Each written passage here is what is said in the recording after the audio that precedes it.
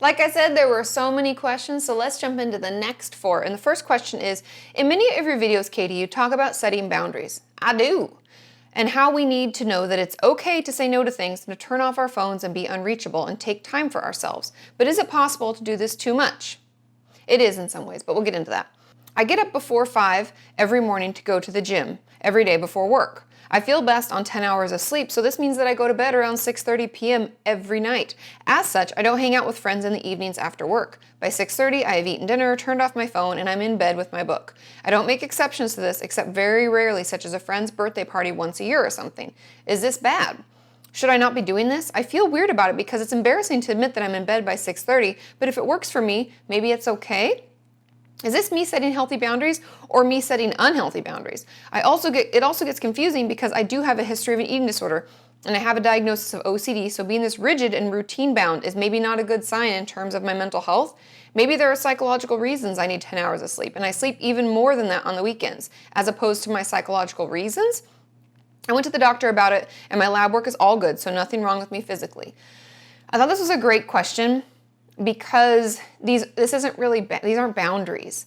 And boundaries are important in relationships when it comes to telling people what's okay and not okay for us.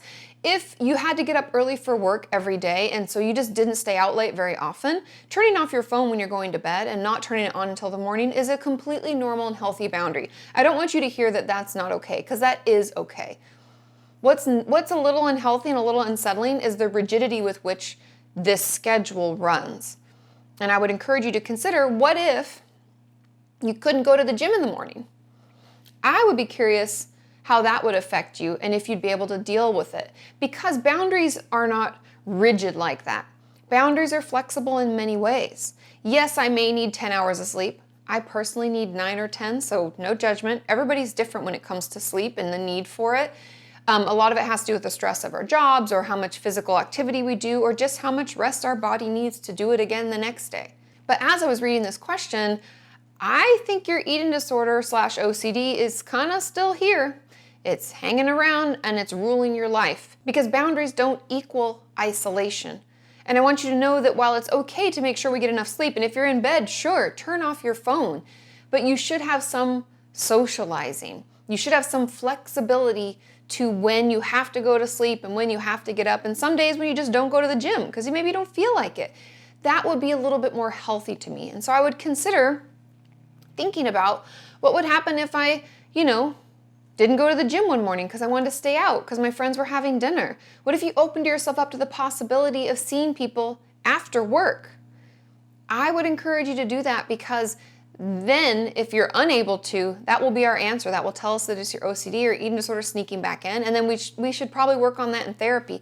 But if you're able to, then, give yourself a few days here and there when you can do it. No rigidity, no like twice a month. I don't want any kind of strict thing, but leaving in the option for socialization, for flexibility, I think will make you feel better overall.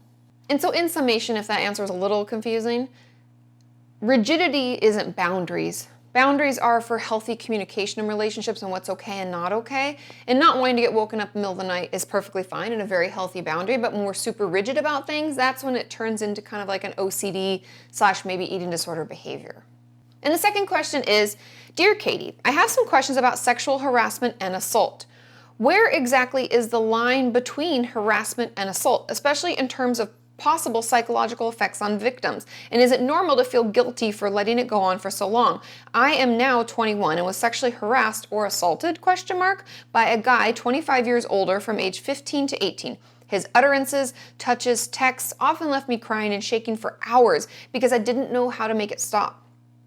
I could never speak up and tell him to stop. I would just freeze. But I texted him multiple times. It didn't help. I now blame him for some of my problems: self-harm, fear of or disgust of intimacy and sex. And the strange thing is that during those 2.5 years, you'd think I'd avoided him whenever I could. But I didn't.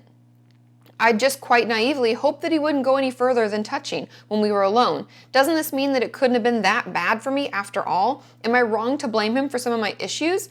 And they're actually exclusively due to my childhood trauma. My mom abused me mentally and physically, and I lost her at 14. Is this normal? There are a lot of questions within this, so I'm going to start at the beginning. She asked, what's the difference between sexual harassment and assault? Harassment is verbal, assault is physical. So if someone actually physically touches you in any way that you do not want, that's assault.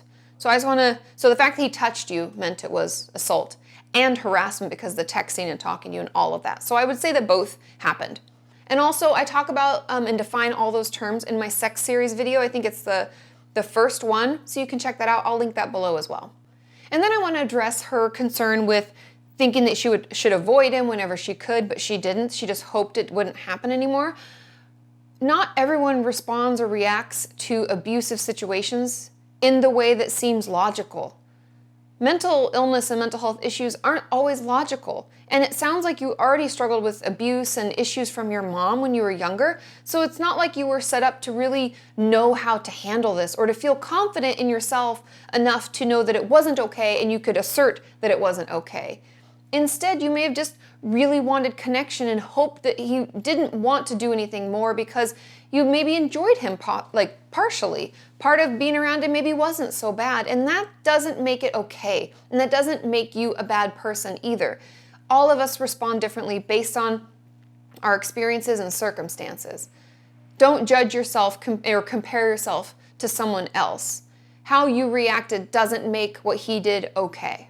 I just want you to know that you not pushing him away and being rude or avoiding him doesn't make what he did okay. I want you to hear that. And then I'd like you to start talking to a therapist about it and processing through all of the trauma, starting with the trauma with your mom and your upbringing that way, and then this other trauma, this abuse that occurred and this assault and harassment. Give yourself the time needed to process it through.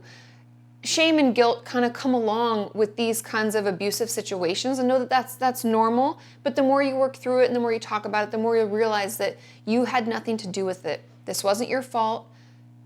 Everything that he did is solely and completely on him. Let's jump into the third question. The third question is, Katie, I have a question when it comes to the connection to body and trauma. My therapist suggested I go to a yoga class. Yay! And I tried this last week. Kicked my butt, but that's beside the point. While I was taking the class, I realized that I'm not as connected to my body as well as I thought I was. That happens for a lot of my clients. I had to really focus on the moments the teacher was instructing us to do. I told this all to my therapist. She said it was common for people with sexual trauma to be disconnected from their body. I kind of understand how I can be disconnected from my body, but how do I reconnect to my body? What are the feelings you should have? When I'm connected to my body, should it be in the I'm feeling pain and hunger sensations, or is it more of a spatial awareness of my body? I guess I'm trying to figure out what is normal when I'm connected to my body so I know when it's happening.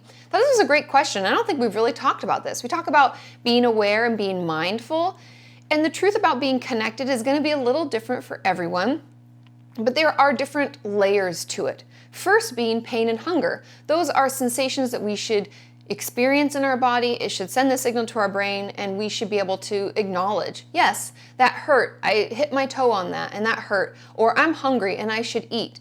And those things may be pretty simple for many of us, but they can be really difficult for a lot of people as well. And so those are kind of like one type of bodily sensation. The other is just sitting. I would encourage you to start practicing. This is why meditation is super helpful. To sit like right now, to be in my body. I would say I'm a little overheated because I have the lights on, I'm hot, right? I can feel the weight of my body in the chair. I can feel my spine straight up from my butt bone supporting my head. I can feel my neck is a little tense. Do an inventory of your body, toe to head. And in the DBT workbook, if you happen to have it, there's this exercise called the white light. You might even be able to look it up online, but it's like having a little light scan through your body. Those are the sensations that I focus most with my patients, because those are the ones that are hard. And that's why yoga was really difficult, because you're supposed to feel your hip bone push in and your muscle turn under. And those are things we're not always connected to. So do scans. Maybe before you go to bed, do just a little scan of how your body's feeling.